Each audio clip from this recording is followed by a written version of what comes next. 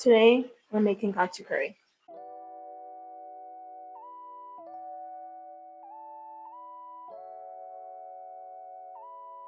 Starting off strong with these gold potatoes, I'm gonna cut them into quarters like you see here. They're pretty small round potatoes, so I just cut them in half and then cut them again into fours. Okay, you cut up your potatoes, yeah. I am going to put them into a cold water kind of bath situation. It gets the starch off. And I didn't peel them. You see, I didn't peel them. You can if you want to, but I really did not have the patience to peel these tiny little potatoes. But I'm just gonna like rinse some of it and kind of clean them off. Like I already cleaned them, but I'm just gonna rinse this off. So yeah, I'm going to put these into a nice water bath situation. And I'm gonna do it cold water. I learned this when I worked at a restaurant. When we made fries, they would keep the fries in an ice bath so they won't turn pink or brown or whatever. So that just kind of stuck with me. And now whenever I prep potatoes, I just keep them in some. I mean, this is not really that cold, but I'm gonna just keep them in some water.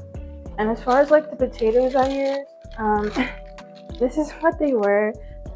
Just get any, like you can use any potato. Actually, don't use the brown baking potatoes, russet potatoes. Get the gold ones. They are more like creamier in texture and they don't like mush too much, in my opinion, as much as like any other potatoes do. But these are small gold potatoes. I think gold potatoes work really well for this type of dish. I went ahead and washed them and peeled them. And I'm just going to cut them in a similar size as the potatoes, kind of like bite-sized pieces. Like, what is this? What kind of coin is this? Like a dime or something?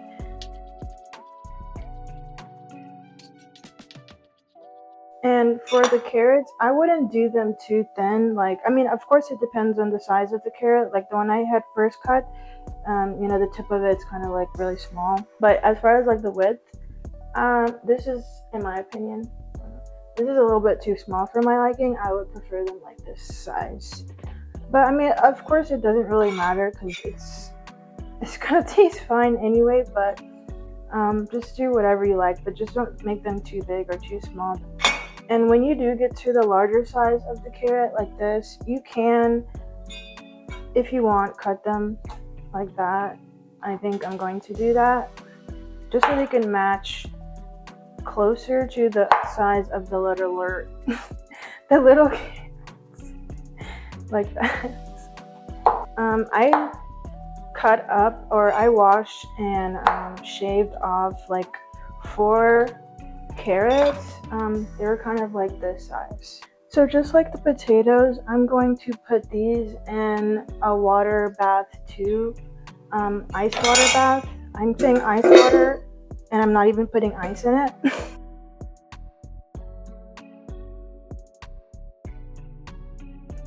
Like even though I washed them before I cut them, it's still giving that like murkiness. If you can see that murkiness. I just don't like the way that it looks. So I'm going to rinse this off and just going to keep rinsing it until the water is pretty clear.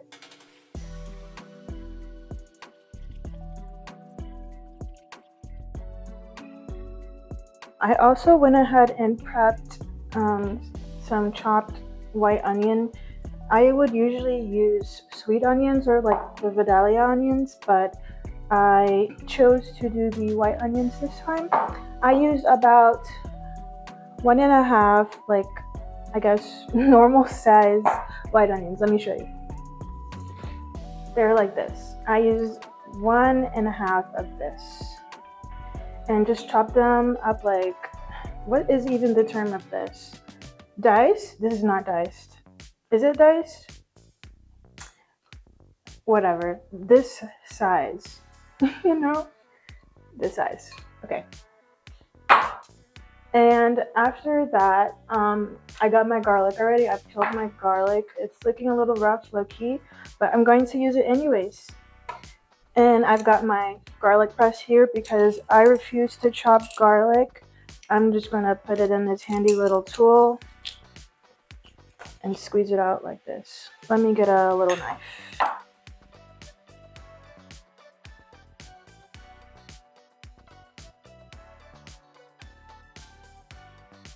Alright, so how much was that? That was like 4 cloves or something.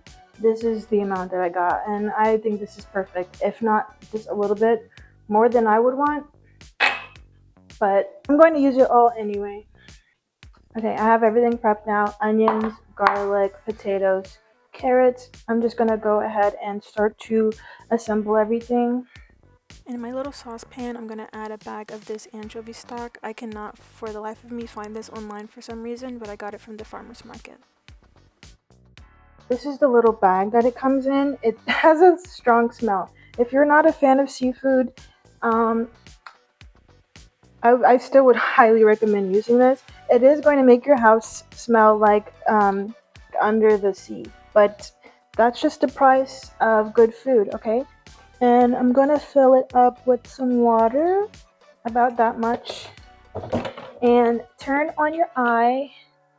And I'm gonna just go ahead and put it on high to try and get it to a boil, just so it can, go a little bit faster. I'm also gonna put just a dash of salt, bring out those flavors.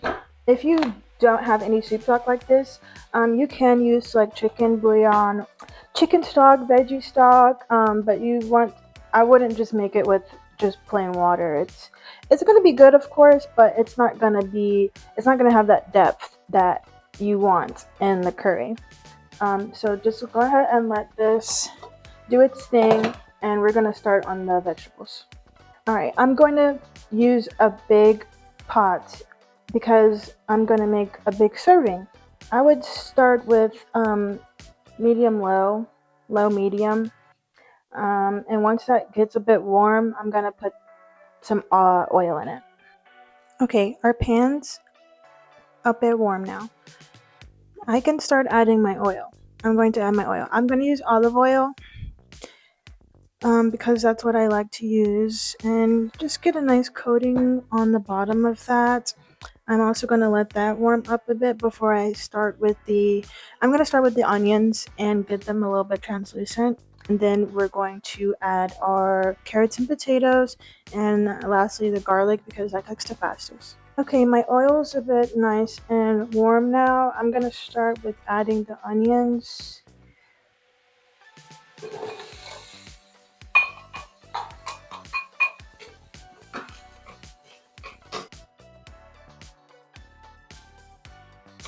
And get them all coated in that oil.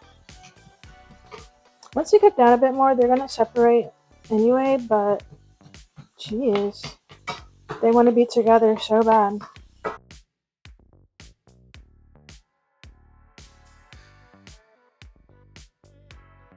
Okay, my onions have gotten a bit translucent.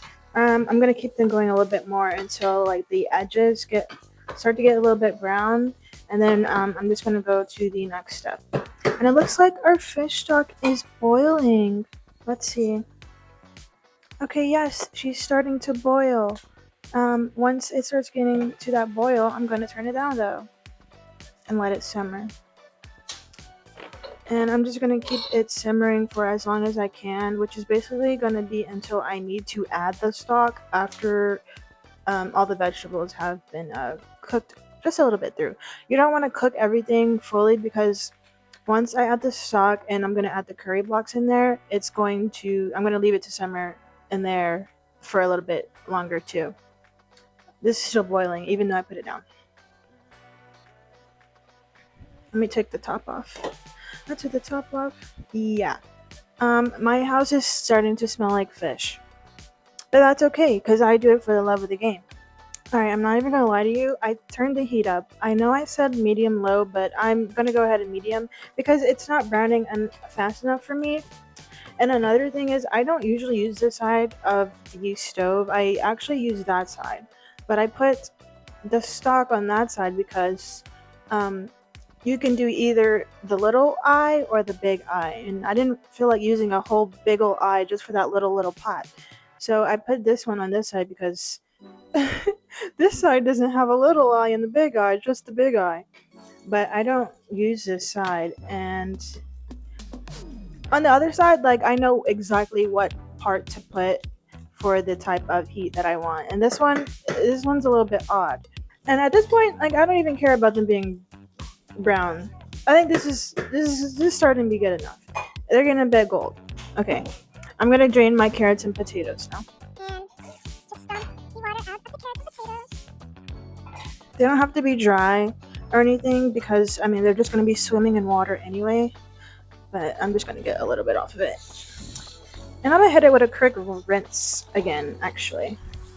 Here we are back with the onions. They're wanting some company, and we're gonna give it some company. See, this is brown enough for me. I didn't want them like super brown, but this is actually perfect. So I'm glad I turned it up a little bit. It made such a difference in like the 2 minutes that I turned it up.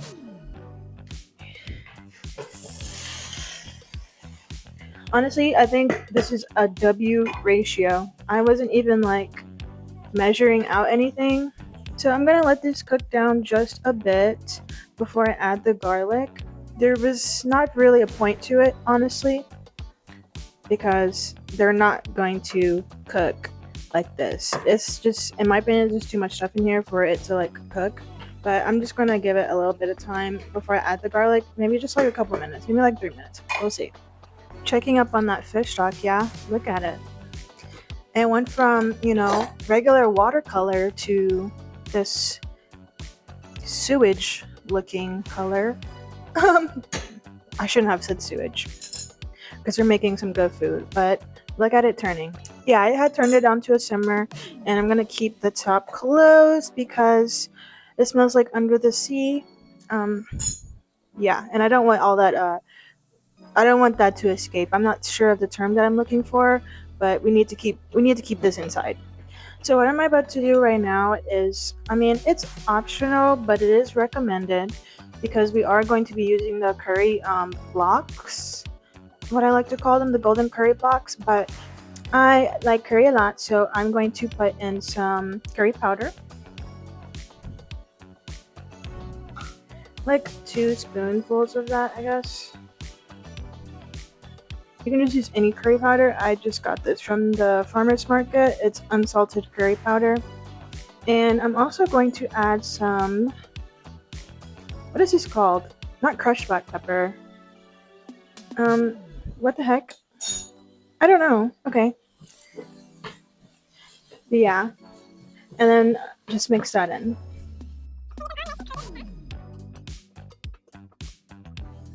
I'm actually going to add a little bit more. This is actually how I started making curry. I did not start with the blocks. I made my own roux with curry powder and flour and water, or not flour, cornstarch. I don't know what I used.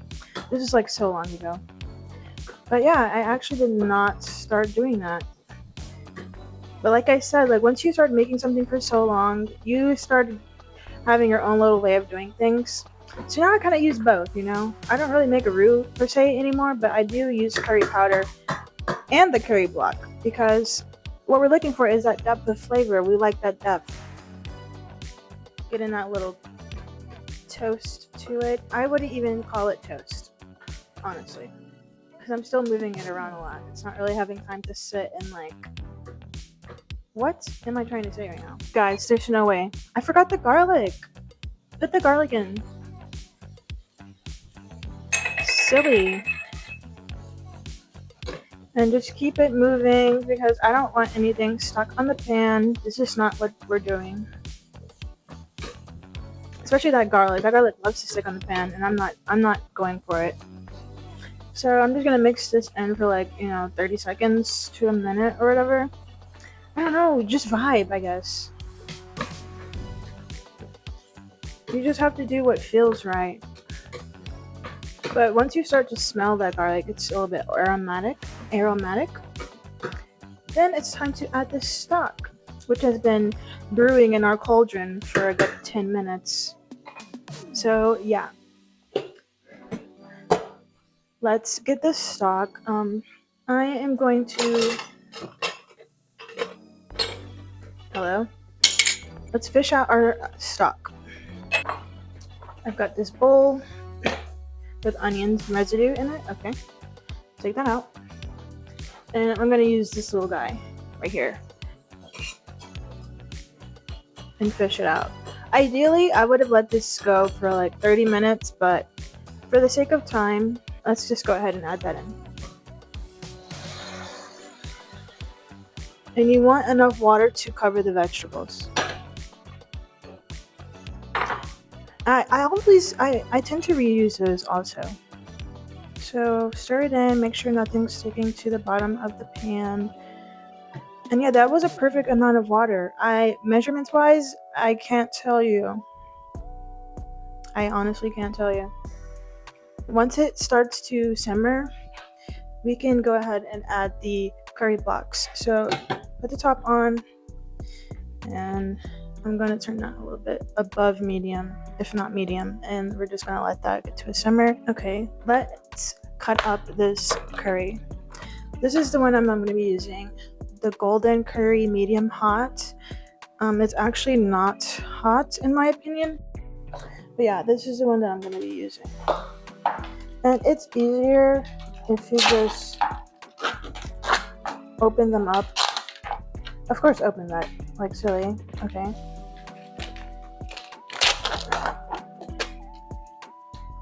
I'm going to be using both packets of these. And let me get a knife. It will break down so much easier if you chop it up like this and not just break them up into the little fours that it comes in. I'm going to do some quick maths on them like that.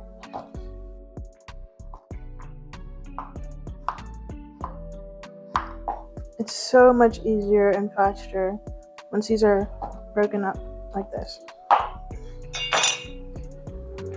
Whoop-de-doo. This is the curry. Alright, checking up on her. I said medium, right? This is too hot. That's too high. We don't want it to boil. No. We need it to simmer. So I'm gonna turn this down. It actually went way faster than I thought it would. You want a gentle simmer, like the bubbles should just boop, boop, boop, boop, boop, boop. I'm gonna cover that back up. So this should be at a nice gentle simmer. Gonna check up on it. See the texture. Okay, I already see the potatoes starting to cook a little bit. So this is actually a great time to add the curry blocks. Where did I put them? Just combine that in there.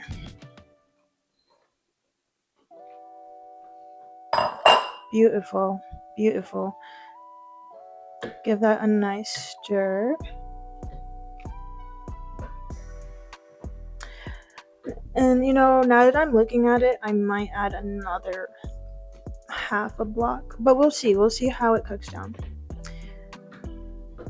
You can add, but you cannot subtract.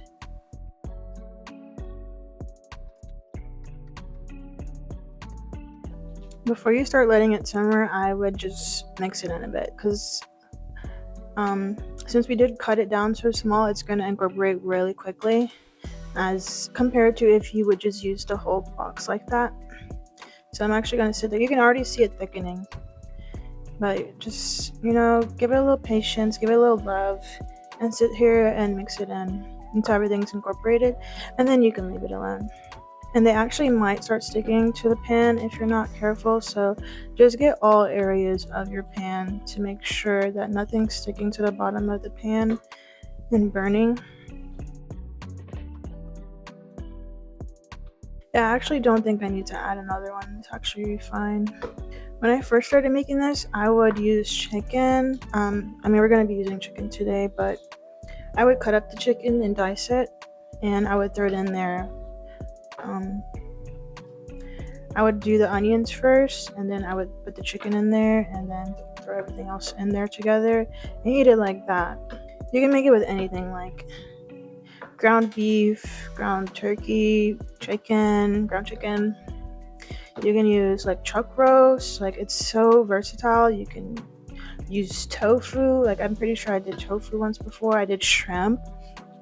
Curry is so versatile. That's why I love it. And it's so easy. It's pretty much all incorporated now. I still see a little bit left. I like my curry not runny, but not super thick either. So I might add a little bit of water. But before I do that, just gonna cover it, put it on low, let it get a nice simmer. All right, now that the curry is on its last simmer, we're going to start with the chicken. I'm gonna get like a nice pan like this, and I'm gonna do peanut oil. I think frying chicken in peanut oil is the best, but you can use any oil, but this is just what I've got. Cold pressed peanut oil, real taste of Homeland. I'm not sure which Homeland. Oh my god, there's no way. This is actually local. This is fantastic. I would recommend getting this. I got this from Namdaemun. This is local peanut oil from Peachtree Corners. That's actually fantastic. I'm going to turn my heat to medium. And then I'm going to add the oil.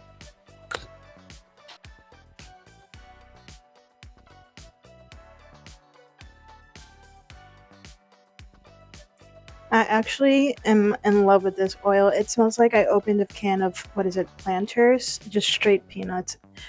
This is the freshest peanut oil I've ever smelled in my life. This is actually fantastic. I was in the store, right? And I was looking at the peanut oil. I'm just like, none of these call out to me. But this one called out to me, not only because it's green, because green's pretty, it's cold pressed. You want cold press. Everything else I saw was like refined peanut oil, and I'm not that type of person. I don't want refined foods. I want it as natural as possible. And I mean, peanut oil, it's not the best thing that you could consume, but if you're going to use it, get the cold press. Get the local. This is actually fantastic. I'm really happy about this. Okay, so, by the way, oops. I'm simmering some more why do I keep doing that? Stoop stock. Because the curry is a little bit too thick for my liking, and I'm gonna water it down a bit. So that's going, but let's focus on this for now. You don't have to do this if you don't want to. I'm just being picky. But let the oil warm up a bit. Good golly. I'm trying to turn this one down, and I'm turning the other one down. Alright, put this on medium and let that warm up a bit. And while that's doing that, we can prepare our chicken. I'm going to use some chicken thigh. Chicken breast is too dry in my opinion. I mean, of course there are some that's not as dry, but this is really juicy and it's great for frying chicken. Let me get my meat tenderizer. Alright, you're gonna need your meat tenderizer and some salt. You can also use pepper, but I don't feel like it right now. And we're gonna add that to the batter anyway. So get your chicken, and then you already know what to do. Actually, I'm gonna clean it up a little bit. This is bothering me.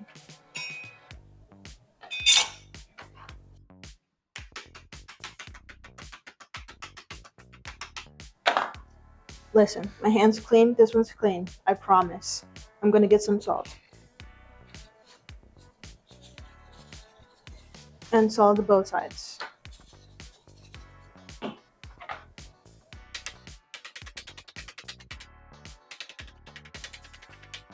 Then you want to get it nice and flat like that. And just do that for how many chicken katsus that you want. Why is this weird? Oh my god, this is freaking me out. Salt it. Both sides. Go to town. What town? Holy pearl. Okay, I thought that was one piece of chicken. That's crazy.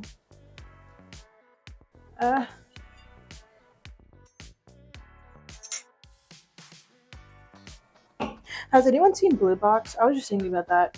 That show was actually really good for the first half of it, and then they completely lost me.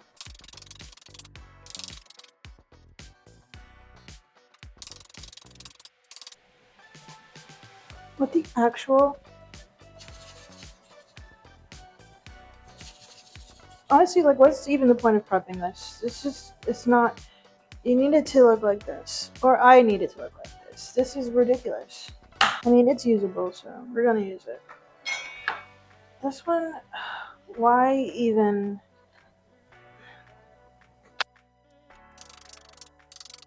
Alright, we're done. Let's wash our hands. Alright, let's get started with the chicken batter. I'm gonna use 2 eggs. Oh, that's actually so embarrassing.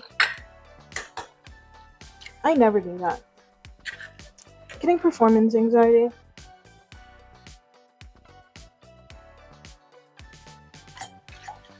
Then I'm gonna add some water. What the? You've gotta be kidding me. This is not hot water, by the way. It's just easy for me to pour it out. Stay.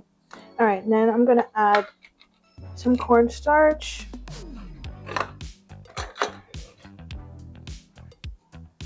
Maybe like 2 spoons of that. I'm just eyeballing everything. Incorporate in that.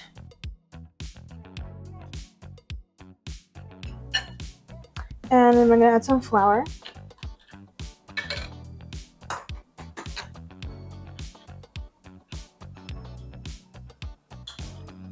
Like 3 spoonfuls of those. Holy mess.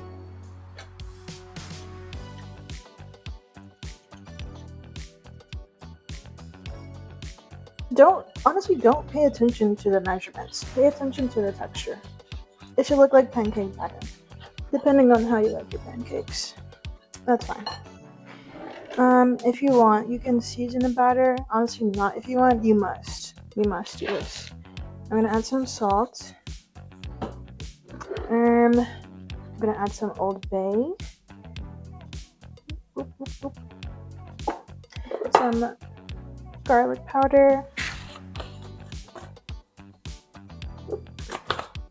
Where's my pepper?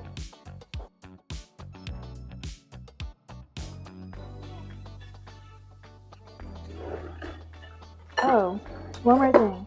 I also like to add some cumin. Just a little bit because it's very strong. And if you want, you can add some paprika for...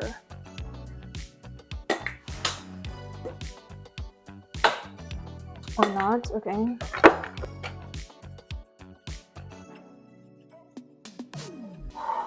Okay, much better. Okay, so you see how I have 2 bowls, right? That one was for the wet batter. This one we're gonna add some panko. I love this one.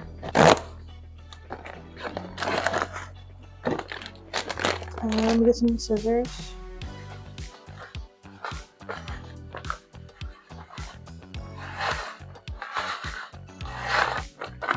And what we're gonna do for this panko is we're going to add the same seasonings as we did to the wet batter.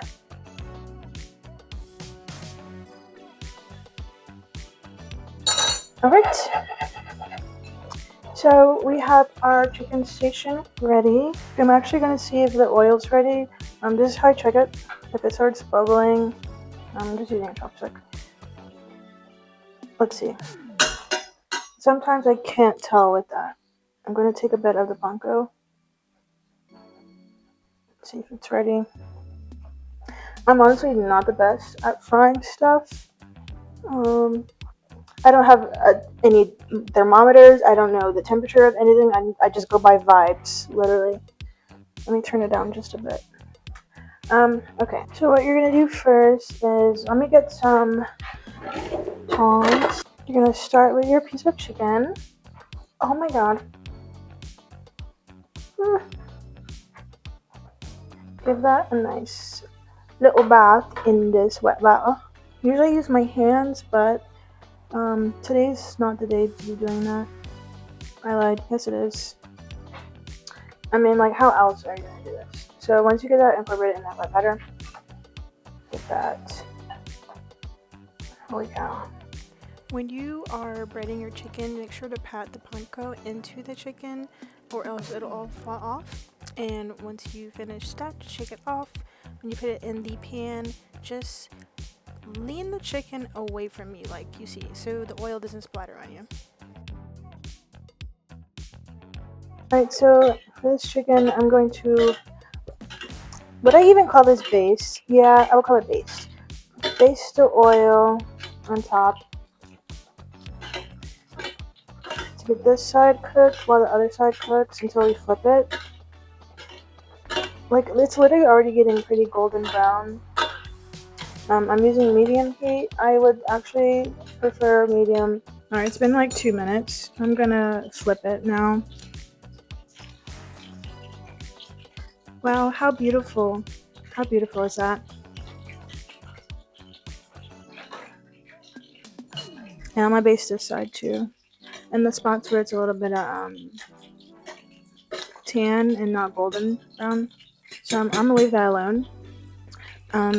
Give it like another 1 to 2 minutes so this side can cook. Or the other side can cook. And while you're waiting for, the other ones to cook, I would recommend just start getting the other ones prepped so we can go right in the fryer as soon as the other one is done.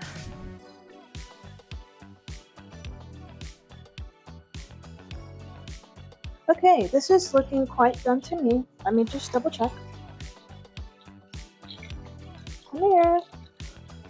Yeah, look at that even color on both sides. Fantastic. So you can put this to the side. You can use like a wire rack to let the rest of the grease drop off.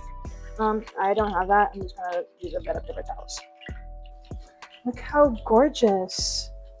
Wow. Why did no one tell me that I forgot to make the rice? I'm gonna make some rice now. You can use any type of rice. I preferably use jasmine rice. It's the long grain jasmine rice. And today I'm going to be using medium grain rice. I think this is used in sushi, but I'm not sure. I think sushi is short grain rice. But yeah, I'm gonna use this because it's a little bit, it gets a little bit stickier than making jasmine rice. So I'm gonna go ahead and wash this and put it in the rice cooker. Of course, when you're washing your rice, just keep rinsing it and scrubbing it until the water comes clear. I wish that I had a strainer, but I'm gonna go ahead and put this konbu in. It's gonna create that umami flavor in the rice and get a little bit of nutrients in there. It is optional if you don't have to, if you don't want to. And of course, when that rice is done, you can go ahead and start preparing your plate. Look at how juicy and crispy this chicken is. I'm so happy about this. I'm gonna cut it up into strips like that so it is easier to eat.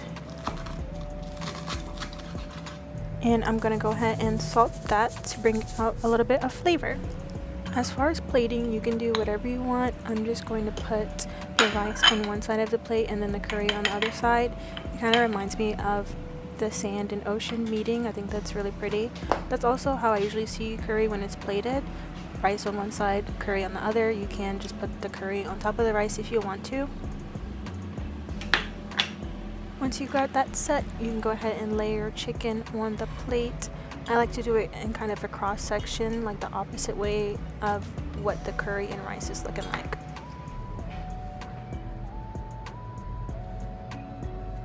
So yeah, you're basically done. You can put some toppings on it, like some furikake, or you can do like a side of seaweed. I totally forgot to buy it though.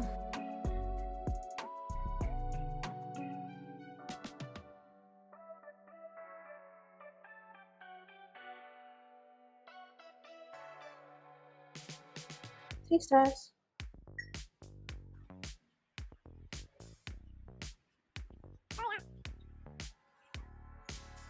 This is absolutely gas.